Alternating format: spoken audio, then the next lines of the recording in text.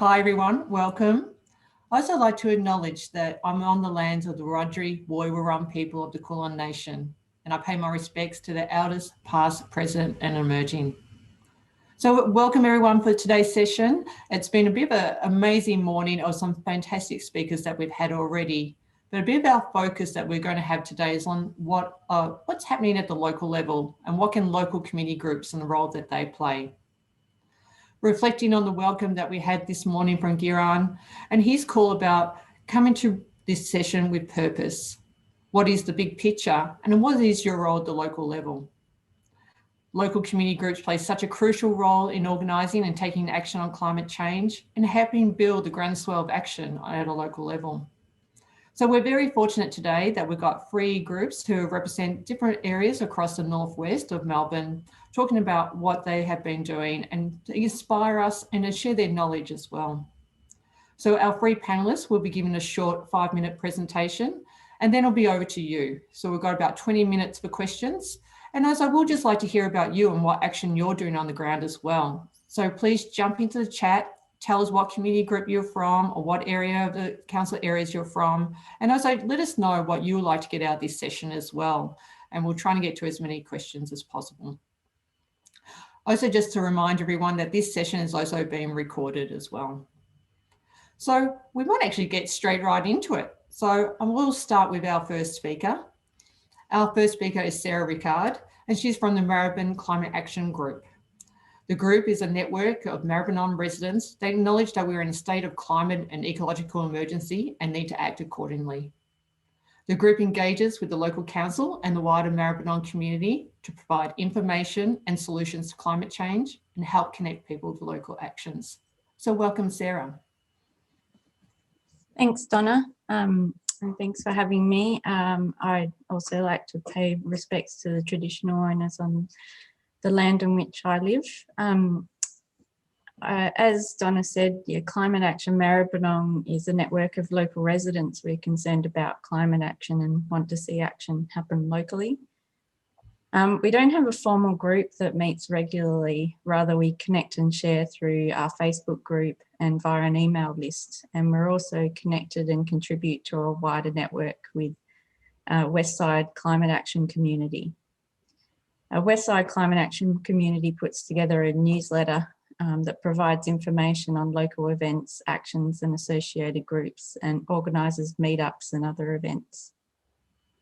Where Climate Action Maribyrnong all started was when I was a volunteer for Climate for Change, which is an organisation that facilitates conversations with a host, inviting friends to dedicate some time and to discuss climate change and how we can most effectively take action. I helped to start an MP engagement group, MPEG in the West, out of this with another local C4C volunteer.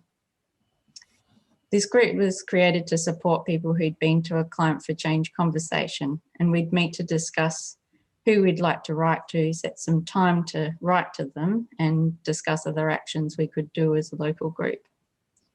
It's one of Climate for Change's aims to empower people to stand up and demand action from our local politicians. So to walk the talk, a small group of us went to visit our local federal MP in mid-2018.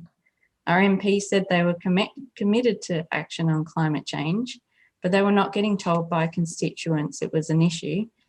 That year they were getting lots of emails on live export, but not on climate change. And whilst they were concerned, and wanted to stand up and speak on this matter, they wanted to see more support from the electorate to do so. We decided then that the MPEG group would pursue local council and see how they were engaging local residents on climate change. We looked into what they were doing, which was not much since their 2016 zero emissions target report. And there was no information on climate change on their website. So we decided to follow the CACE climate action in the council action in the climate emergency guidelines to encourage Maribyrnong Council to declare a climate emergency. We met with local councillors and sent emails to all the others. At the council meeting in February 19, a motion was raised and voted unanimously to acknowledge the climate emergency and develop an action plan to address this.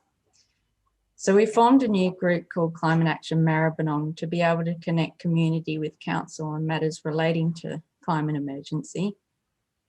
And for the 2019 draft council budget, we prepared and spoke to a submission to highlight there was no mention of the climate emergency in that budget, and to remind councillors that they acknowledged an emergency and that an emergency requires immediate action.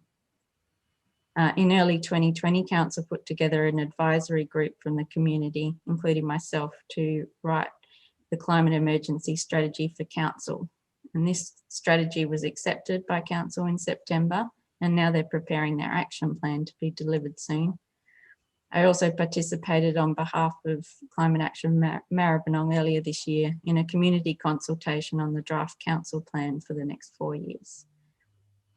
Cam helped prepare a brief submission for this year's budget, which supported council, who have included action on climate in both the plan and the budget, which is great.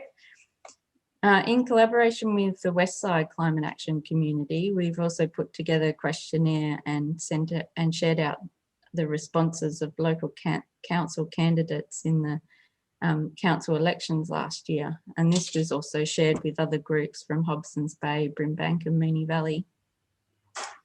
The Westside groups also organised a forum for candidates before the 2019 federal elections in the seat of Gellibrand.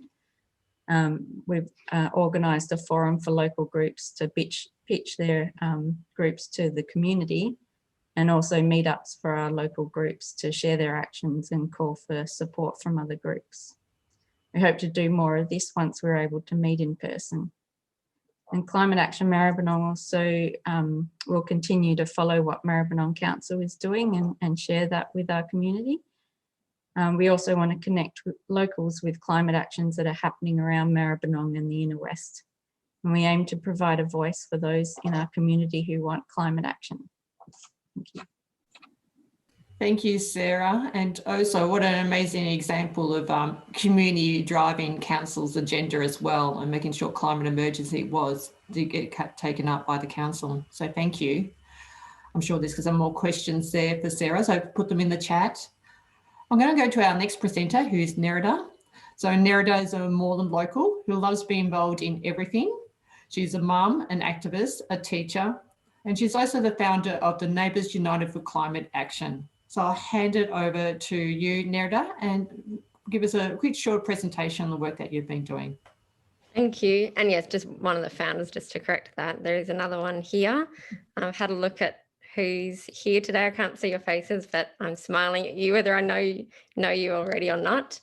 So NUCA, or Neighbours United for Climate Action, was formed in mid-2019, and it all came about because of this feeling. So look at the next slide, please. So I'm wondering if any of you have felt overwhelmed by the endless issues that we as a society or as inhabitants of this earth need to address. I know that I felt so overwhelmed that it was paralysing for me. You know, I cared about everything and I wanted to support every organisation and every campaign, but that's just not possible. So after a Climate for Change conversation at my friend Taryn's house, and she's here today, Taryn, the facilitator, and I came up with this idea. So next slide. So what if people in my area were actively involved in addressing all of the issues? You know, what if we broke up the enormity and the complexity of it all into bite-sized chunks? Next slide. So the idea is that, you know, if I knew that these friends over here were focusing on plastics and that those friends over there were addressing, you know, the rubbish along the creek, and these other neighbours over here were, you know, going to our local MP to keep, you know, trying to get better targets on our emissions reductions. You know, if I knew that everyone was on board and everyone's helping, covering all the different issues, then I would feel like I could just sink my teeth into just one issue. And I feel like that would be something that lots of other people would benefit from too, to be able to just focus on one thing. So better than that, we could actually be a network and support each other, amplifying each other's actions, celebrating each other's efforts. And so that's what NUCA is all about. So it's about building a connected and empowered community. And with our monthly newsletter, and now we've also got a WhatsApp chat group that we're just starting up now, we can share what each NUCA team is doing and let people know what quick and easy actions they can take to support each other. So if you do care about every single issue and want to support every campaign, at least this way there'll be a few easy actions, but you don't have to stay on top of everything. So we also in our newsletter provide information about other local news and events. And so in this way, we believe that we're making it easier and more meaningful for people to take action. You know, our members join a supportive network and they can customize climate action. You know, they pick an issue that really speaks to them.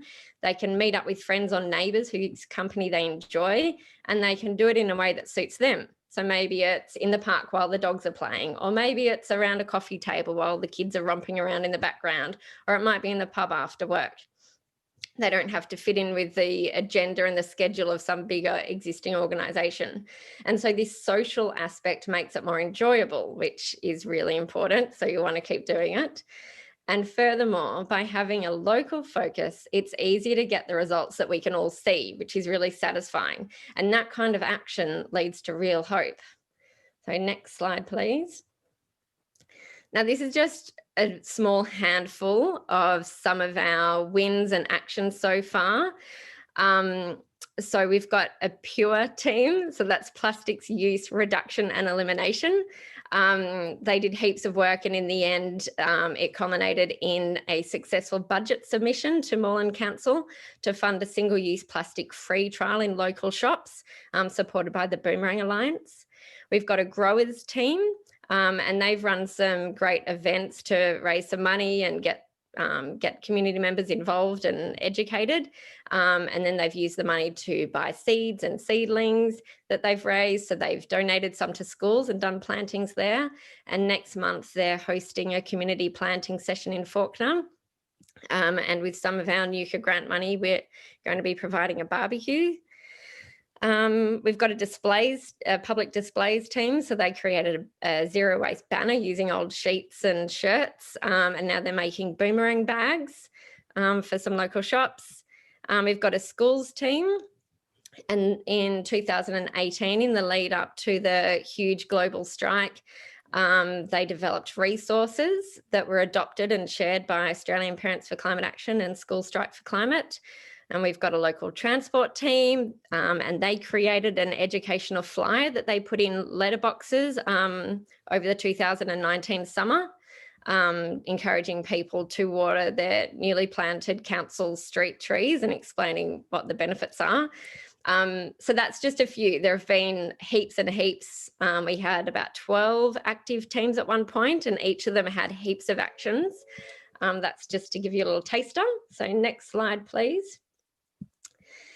And so another aspect of NUCA, as well as taking action, we also realise that we need to be, as a community and as individuals, we need to build skills, resilience and well-being, and improve our knowledge.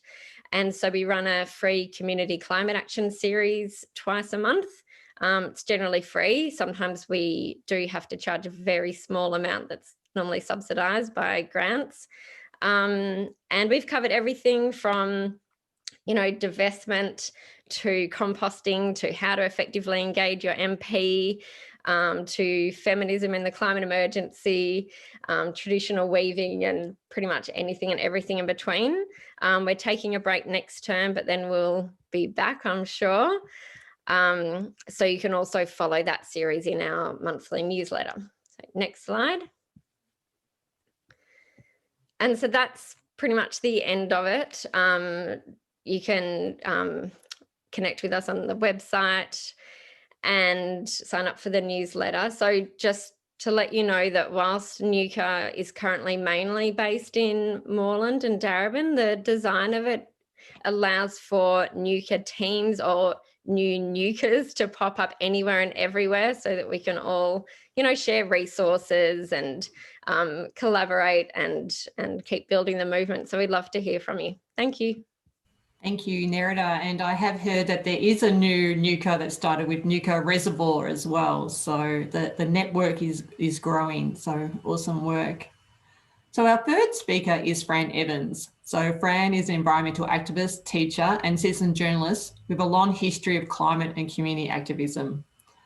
She's from Hume Climate Action Now, which is a blossoming community group founded by Kira Whittaker and committed to climate action. So I'll throw it over to you, Fran.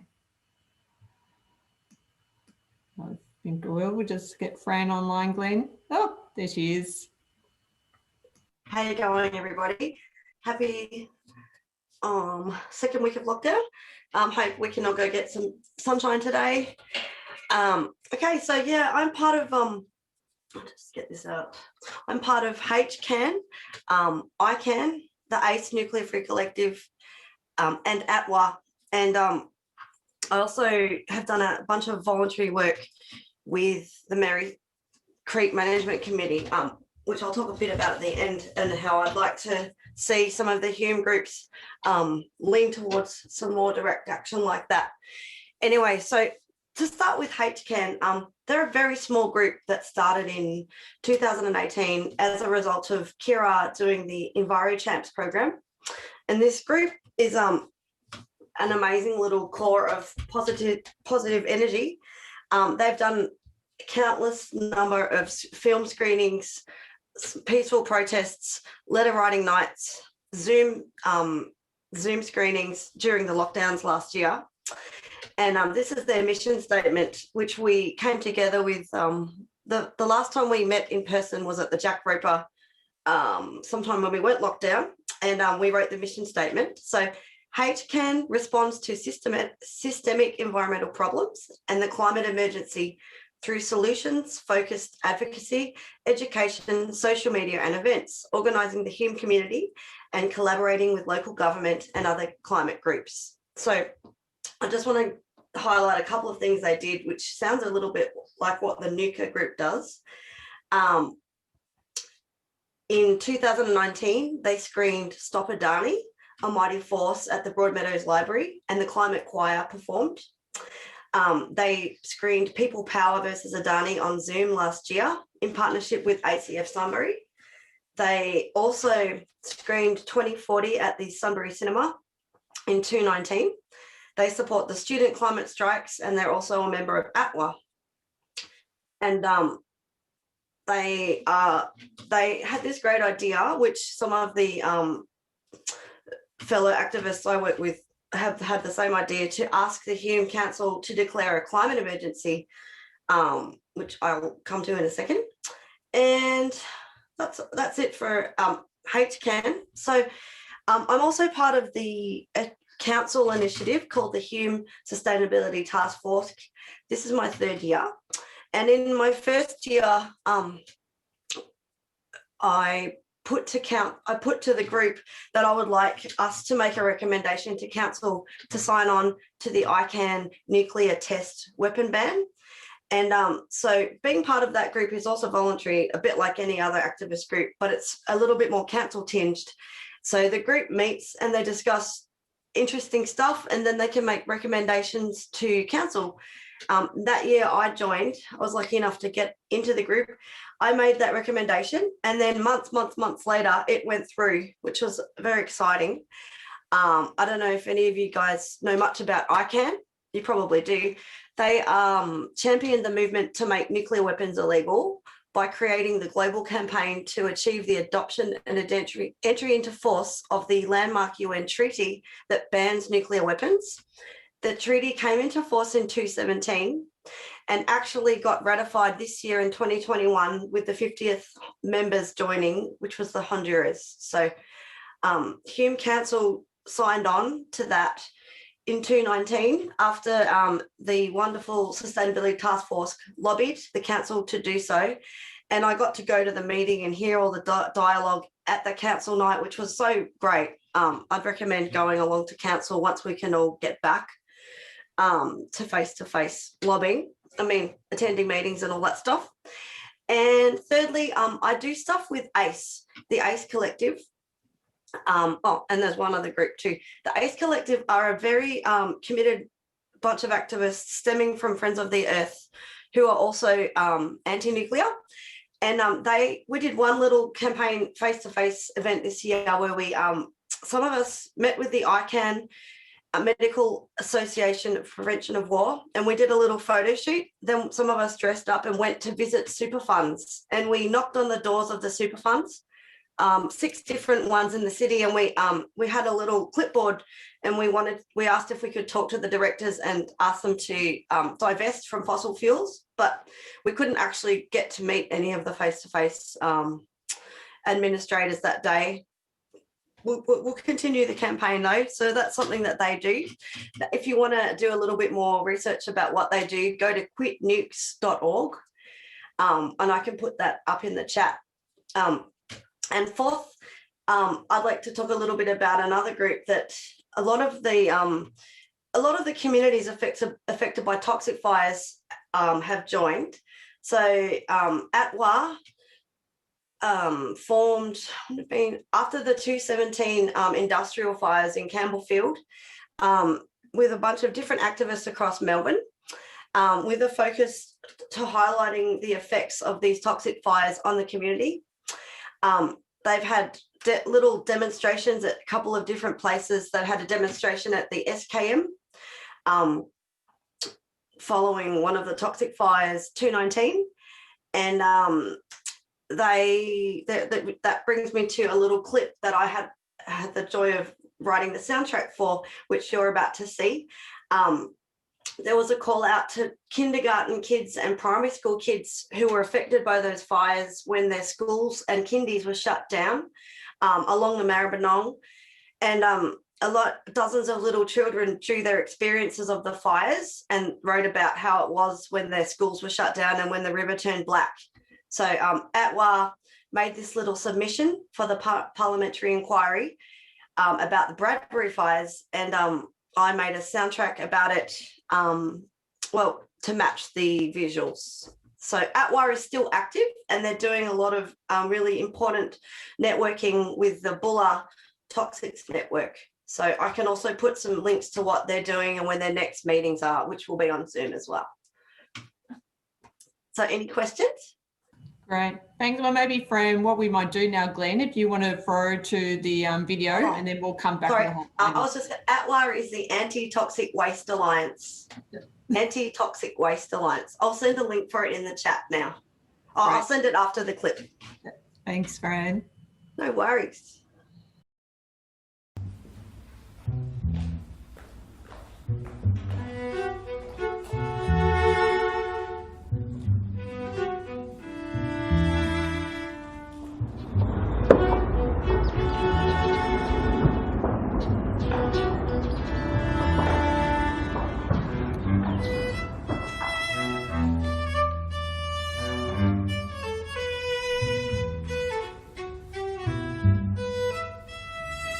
Scared, and when we have a problem, we have to say what will happen to us.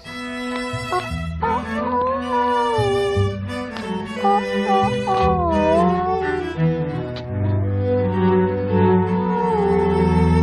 Oh, oh, oh. Now we can do, what do we do now? If there's only fires, won't there for true? Now we don't know always what to do. Oh, what do we do? Oh.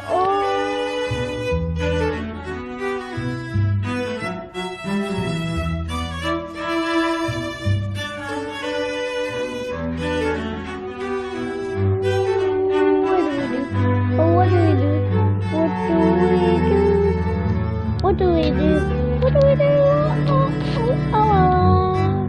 Now what do we do? It's for her, and we have to say, oh.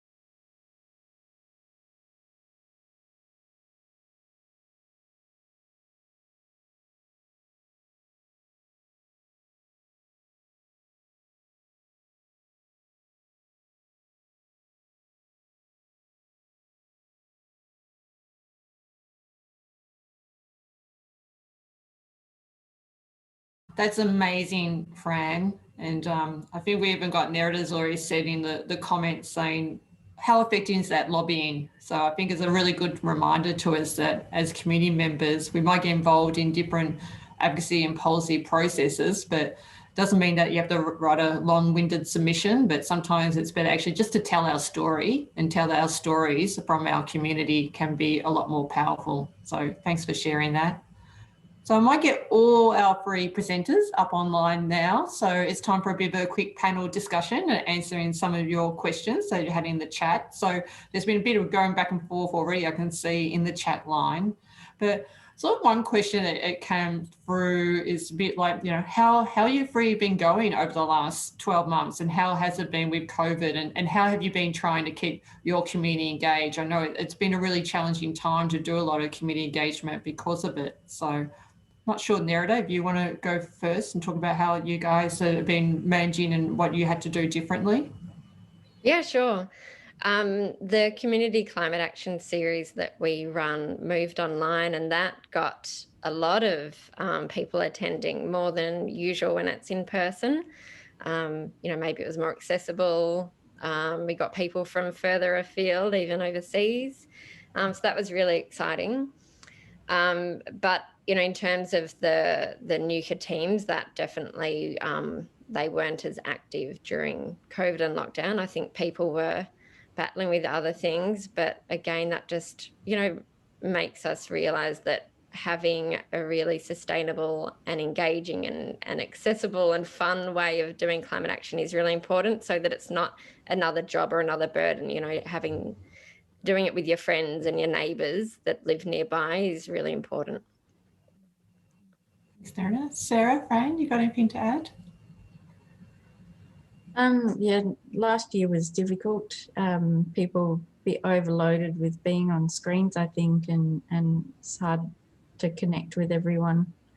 But I was involved for the first half of last year in the advisory group for the strategy plan for council. So was just sharing what came out of that with our community. But yeah, we really want to get back to face-to-face meetings and sharing with those people who aren't necessarily on Facebook or reading emails. I think there's a lot of people out there that want to connect, but not online. So, yeah. Thanks, Sarah. And has that been similar for you as well, Fran? Yeah, it's been frustrating. It's been pretty frustrating and makes me feel really boxed when I can't go to like a planned tree plant Sunday, or I can't travel across town to do a working bee at the Yarra Ranges Camp Eureka because I'm locked down to my 5K, or that the being locked down is hard, and you've got to sort of try your hardest to think outside the box. And there's one thing, I mean, I found that it really made you insular. You're like, I'm going to plant a veggie patch, so we've got peas in 4 months because we might be locked down in 4 months. And instead of you being able to go and foster a community garden or a community plant where there'll be something for everybody in 4 months, that just hasn't been on the table. I don't know how to bring that back to the table. I can't see anyone supporting that just yet at the moment, particularly, but it'd be good to try and imagine a way we can begin some direct action, face-to-face things.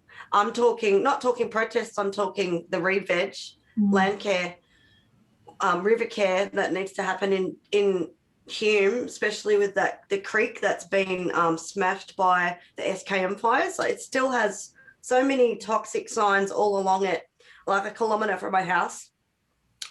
It starts and then it feeds into the Jackropa, and then all around the signs are do not touch the water. And they've been there since 2017, but I'm not quite sure. So maybe people might have some ideas about how to start that or plan for that when we can. Then it might be spring, which would be cool. Good time to get out there. I don't know. I mean, I have embraced Zoom so that it does bring activists together. Like HCAM would meet once a month, and that was really great. I just loved hearing people's stories, and it made me feel connected. But I mean, you know, I agree there's been a little bit too much screen, but I have loved it bringing people together, because there's no other way at the moment. No. Yeah, thanks, Fran. Yeah, and it's good. It sounds like a bit of healing of country that needs to happen around that area as well. So from the yes, John Engelhardt. Does John want to have a little speak out about that? That's a great point you made about the Melston Creek feeding into the Merri Creek and the Yarra River. We need to learn about our catchments. Yeah. That's a nice comment, John. I might go on because we've got quite a few questions actually here. So I got another one like that we've got here is, I think it's from Sue. It's like, what would each of you say has been your most successful action to see climate change? Sarah, you did pretty well. It sounds like you got the council to pass the actual climate emergency action plan and acknowledge it.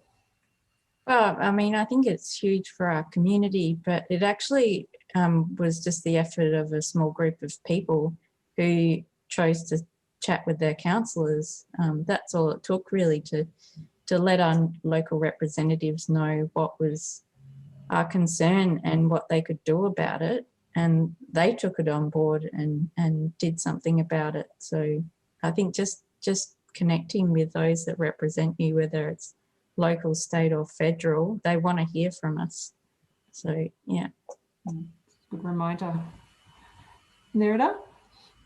It's really hard to work out what the biggest success is when it can be measured in so many different ways, whether it's the group that have planted trees on a school that are going to grow for decades and decades, that's amazing. Or, getting the budget submission to be accepted. And now there are businesses that weren't really engaged in this kind of thing. Now they're going to be supported to get rid of single-use plastics. But I think for me, just the best feeling has been connecting with and connecting people in the community who weren't sure what to do. They wanted to do something, but they didn't know how, and they didn't know who to do it with. And so just all of a sudden having hundreds of people connected and supported and taking action has been, it's been a really good feeling. How about you, Fran? You had this success getting ICANN accepted by council as well. What's been a standout for you? That was a really exciting success. Given I had just moved, I'd only moved to the area the year before, and I didn't know any of the councillors. I met one on a bird watching walk and thought, this councillor is fabulous, Jodie Jackson. She was leading a bird walk through around the grasslands somewhere. But so that was really exciting, see that come into action and then be supported, and then hearing some of the councillors with their support. It was just mind-blowing. One of the Iraqi councillors talked about his direct experience living in a country affected by war and nuclear weapon heads, and the waste around the country and how dangerous parts of the country are because they still have remnants from the war, affecting the land where people can't farm or walk. It hasn't been rehabilitated. And he was really amazing with his speech and why Hume needed to sign on, and how he was anti-war. And I was like, wow, we have some great activist councillors, It was actually almost like 99 out of 100 yes, and the one no, which was Jack Medcraft, I think his name is. Anyway, who talked about bananas, and I couldn't quite get the connection, bananas and nukes, but that was a success, and I reckon we'll see the same thing. I think we'll see the same thing about declaring the climate emergency, which we could, and I think we will. Yeah, thanks, Fran. Definitely. And we've got some new questions here because we've got quite a few people from councils. We've got even some from neighbourhood houses. And it's like, what can the neighbourhood houses and councils do to help support community groups? Providing a free space is really important. So we've had a lot of support from Netchi, the Newlands and East Coburg neighbourhood houses, and they have been incredibly supportive of us, not only in providing free spaces, or we asked for a gold coin donation to try to repay them, or for coffee and tea, but also in auspicing us for grants, supporting us with, you know, creating flyers. So the community houses and the neighbourhood houses have been really important for that, and I'd say that there'd be capacity for every neighbourhood house to support their local groups. Yeah, we've also had a bit of support from community centres with the Westside Climate Action community hosting events, but council has also been really helpful in sharing networks and connecting various people together, various groups, and also to various people in council in different areas, because it's not always easy to speak to the right person, but knowing if you're speaking to a director of infrastructure or a community support officer or something like that, really helpful. Council's incredible. I highly recommend going to your council. We've had a lot to do with Moreland and Darebin, and both of them have helped us in so many ways and just made us feel like we can ask for anything, and even if they can't give us, they'll do their best. So I do encourage everyone to approach council. Has that been your experience as well, Fran? Yeah, yep. Well, Hume have this great strategy where citizens can put a note to council on the day of the council meeting. They can put a submission, which is a question or a statement, and that will go to council and be debated. It's like sort of beginnings of democracy, really. I think it's great. We don't really have much option, and we can lobby, but we've definitely got to pursue that. And also, I mean, I guess this is one thing I know ATWA have a lot to do with the Bulla Toxics Network, and Bulla being in Hume is definitely something HCAN are going to embrace, but I haven't been up to any of the Sunbury actions, but it's definitely a really hot issue. That's something I want to try and help make a recommendation to council, but we've all been discussing it, and it's very, very, very, very involved, and apparently the dumping's begun of the toxic soil up at Bulla, which is going to affect the river, Deep Creek, or is it Deep River? Anyway, I mean, no, definitely. We've got to use all the channels we've got. Thanks, Fran. I've got a question here about how do you guys celebrate success? Oh, well, I mean, we like putting things in the newsletter on Facebook. Yeah, I think it is important. I think it's something that we can try to improve on too, you know, taking time out from taking more and more actions to be able to just sit back and think, oh gosh, that was great, and celebrate each other's actions. You know, we do try to make sure there's always time for a cup of tea and a chat at the Community Climate Action Series when we meet in person, so that we can, you know, build those relationships and, you know, share some cake and do that kind of thing. But I think it's something that I think we should all try to celebrate our successes a bit more and bask in the glory of it for a bit longer. Absolutely.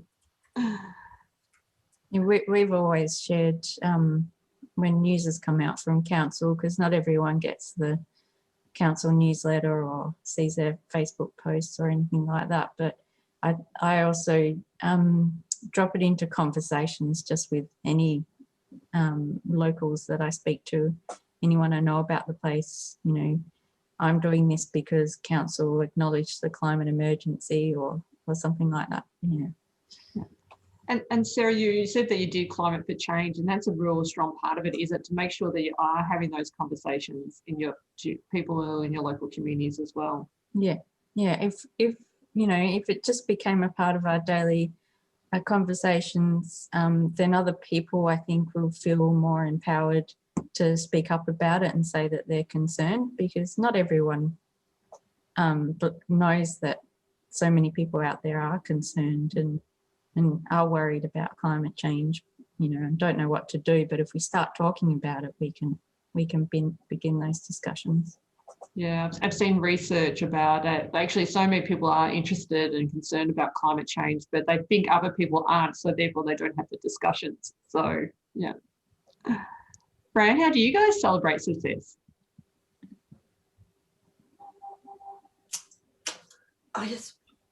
Well, we did a really successful protest at the gates of SKM, and no arrests were made, and it was quite cheerful.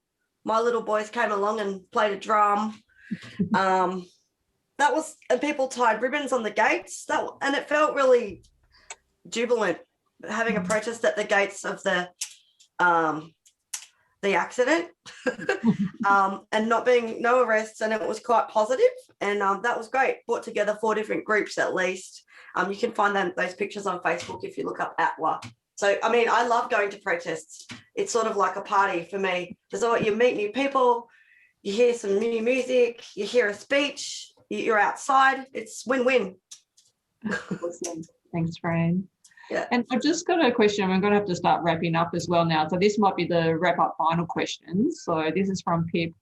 What would be your number one piece of advice for others out there in the climate action space on how to get involved?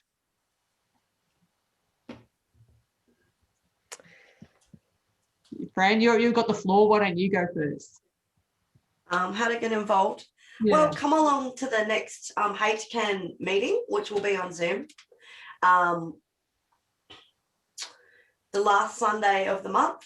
And if you're interested, you can write me on an email. I'll put my email in and we'll add you to the list. ATWA are on Facebook and they put all their upcoming events. They have Zoom meetings. They have a protest planned. I mean, we don't know when we can hold those again. I think to look up those groups and also find out if your area is doing anything and then get involved, I guess. And if it's not, then make something happen. And if you need ideas, I mean, between us, we've got how many areas covered? Hume, Darebin, Maribyrnong, lots. Hume, yeah. Awesome. And Nerida, what's your number one piece of advice?